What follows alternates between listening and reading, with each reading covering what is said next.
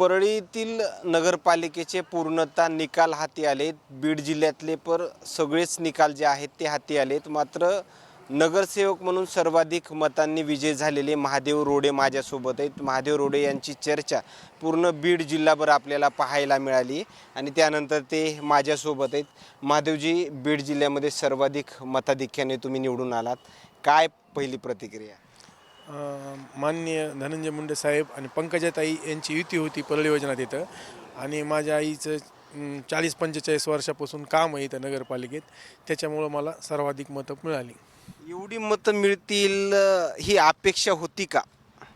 होती, कारण की साहेब आणि ताई एक झाल्यामुळं त्याच्यामुळं अपेक्षा होती मला। खरं तर बरेच काही लोकप्रतिनिधी म्हणजे तुम्ही कारभार पाहिला या अगोदर, त्याच्यानंतर प्रशासक काम पाहत होतं, मात्र खूप मोठ्या प्रमाणामध्ये नागरिकांचा मतदारांचा हिरमोड झाला होता।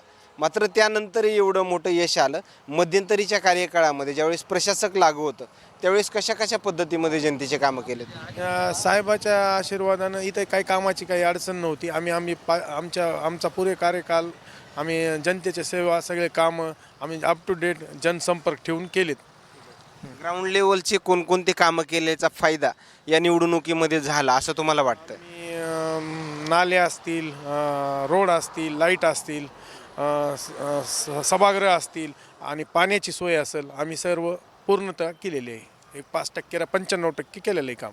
कधी तुम्हाला हा मेसेज पूर्णतः जिल्ह्यातून सर्वाधिक मताधिक्याने आपण निवडून आलोत हा कधी तुम्हाला मेसेज समजाला? मी ताईला आणि साहेबाला भेटायला गेलो असतो बंगल्यावर।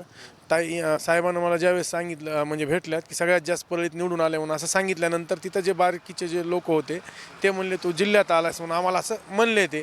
त्याच्यानंतर आम्ही पाहणी केली सगळी, म्हणजे सगळ्या जिल्ह्याची नगरपालिकेतून माहिती घेतली। त्यानंतर असं निदर्शनात आले की छाननी केल्यानंतर की सगळ्यात जास्त लीड मला आहे। काय आता उर्वरित कोणकोणते कामं करणार आहेत असं जनतेचे? कारण की सर्वाधिक मतं जे आहेत ते तुमच्या वार्डातून तुम्हाला दिलेत, भरभरून मतं दिलेत। कोणकोणते कामं करणार आहात असं तुमच्या नजरेमध्ये काय आहेत का?